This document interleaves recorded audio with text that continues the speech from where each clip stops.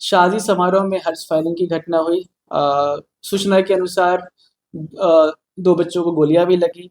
परिवार वाले ने पुलिस की टीम को देखकर एक बाइक सवार जल्दी से वहां से निकलने का प्रयास किया, परंतु उसे रोक लिया गया। रोककर उसे उसकी जब विधिवत तलाशी ली गई तो उसके पास से लगभग 247 ग्राम स्मैग जैसा दिखने वाला पदार्थ बरामद हुआ। स्टेज पर जयमाला हो रहा था, उसी बीच क्या हुआ न हुआ हम लोग नहीं जानते।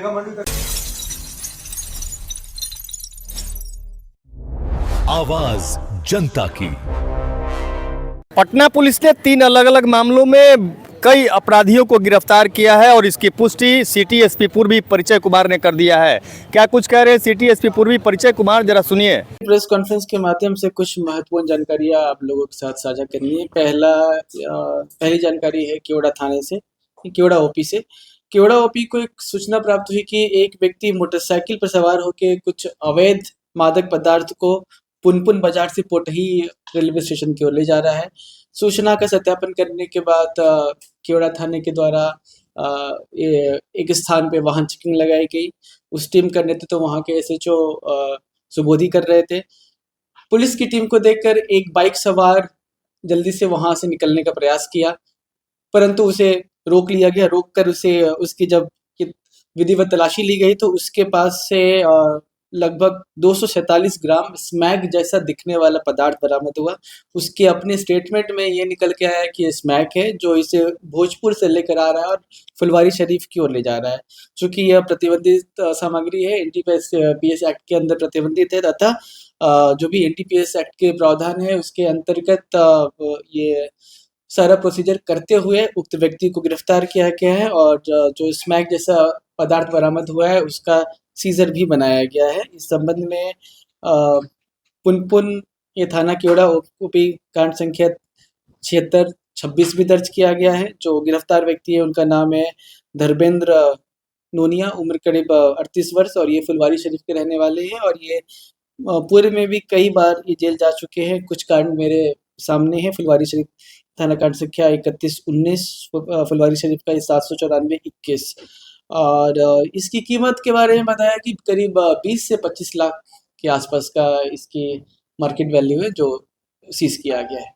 भोजपुर में इन्होंने बक्सर भी बताया कि बक्सर भोजपुर के पास से कोई व्यक्ति से ये रिसीव करके इन्हें आगे पहुंचाना था।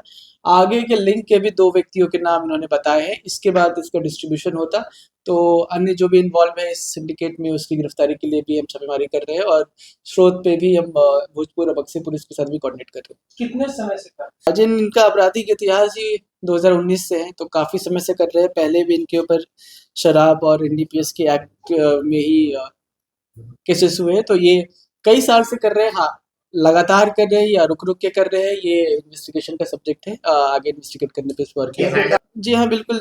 ये चूँकि ये करीब 20 से 25 लाख के सामान का मामला है, तो इनकी क्या प्रॉपर्टी कहाँ-कहाँ कितनी है, उसके बारे में जानकारी लेने के उपरांत जो भी बीएनएसएस की धारा 107 के अंतर्गत अगर उचित बनता है या इसके बारे में हमें एनालाइज़ करना पड़ेगा उनकी कितनी संपत्ति है, उनकी और जो लीगल आय के क्या स्रोत है उसका विश्लेषण करने के उपरांत ही इस पर निर्णय लिया जाएगा और संभव है कि इनकी प्रॉपर्टी भी जब्त की जाएगी। अभी तक सिर्फ एक व्यक्ति की गिरफ्तारी हुई जिसके पास से बरामदगी हुई है। इसने 2 अन्य व्यक्तियों का नाम बताया है जिसका सत्यापन कर रहे हैं। और भी व्यक्ति सिंडिकेट में जिसके बारे में इसे जानकारी नहीं थी, इसका काम था कि भोजपुर से लाकर आगे प्रोवाइड करना।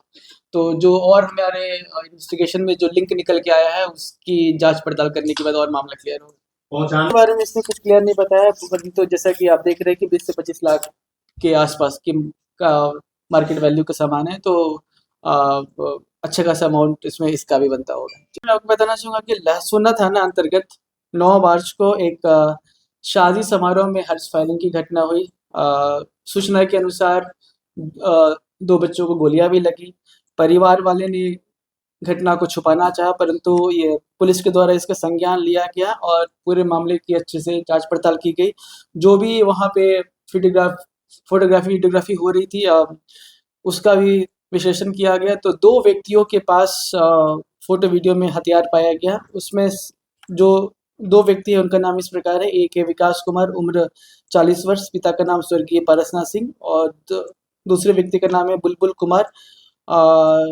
ये दोनों ही औरंगाबाद के रहने वाले हैं। उसमें से एक व्यक्ति विकास कुमार, उम्र 40 वर्ष, इनको गिरफ्तार कर लिया गया है। इनके पास एक राइफल भी बरामद हुआ है। राइफल के संबंध में इन्होंने कोई वैध पेपर नहीं दिखाया, हालांकि इनका बोलना है कि लाइसेंसी हथियार है। लाइसेंसी हो या ना हो, हर्ष फायरिंग पूरी रूप से प्रतिबंधित है। किसी भी पब्लिक प्लेस पे आप हथियार को ऐसे डिस्प्ले नहीं कर सकते। साथ ही साथ जिनके यहाँ शादी समारोह हो रहा था, उपेंद्र शर्मा, उनको और उनके पुत्र को भी इस मामले में अभियुक्त बनाया गया, क्योंकि खुलेआम वहाँ हथियार का प्रदर्शन हो रहा था।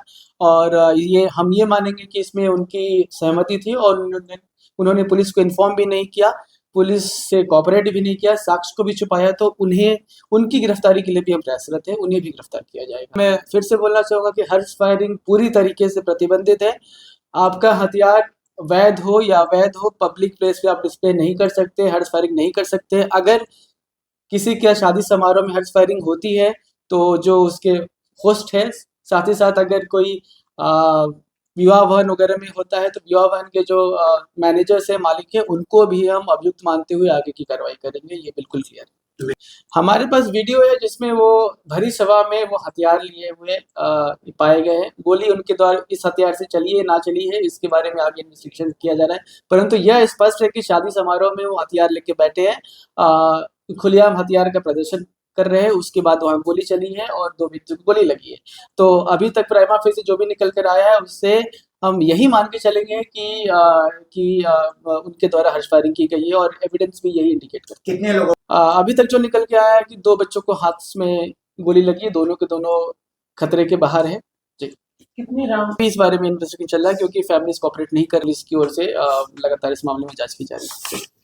तो 3 अलग अलग थाना क्षेत्र का मामला है, जिसमें एक हर्ष फायरिंग से जुड़ा हुआ मामला है, जिसमें एक व्यक्ति को गिरफ्तार किया गया है, जिसके पास से एक राइफल जो है वो बरामद किया गया है। हालांकि पीड़ित के द्वारा यह कहा जा रहा है कि जो राइफल है वो लाइसेंसी है और इससे गोली नहीं चली है, और इसकी पुष्टि सिटी एसपी पूर्वी ने किया है। लेकिन यह भी उन्होंने जानकारी दिया है कि इसकी जाँच जो है फेसल की टीम करेगी, उसके आधार पर आगे की कार्रवाई की जाएगी। दूसरा मामला एक स्मैक से जुड़ा हुआ है, जहाँ 20 से 25 लाख रुपए के जो है कीमत आकी गई है। एक युवक के पास से स्मैक बरामद किए गए हैं और उसके बाद उसकी गिरफ्तारी कर ली गई है। हालांकि उसके द्वारा अन्य 2 लोगों का भी नाम इसमें सामने आया है, उसको लेकर के पटना पुलिस छापेमारी कर रही है। इसके साथ ही 2 हथियार के साथ एक व्यक्ति को गिरफ्तार किया गया है, जो अब उसकी पूछताछ जो है उससे की जा रही है कि आखिरकार ये हथियार कहाँ से आया था और ये क्या करने जा रहा था। फिलहाल पूरे मामले की जाँच पटना पुलिस कर रही है। Sanjay Kumar, news PR, Patna.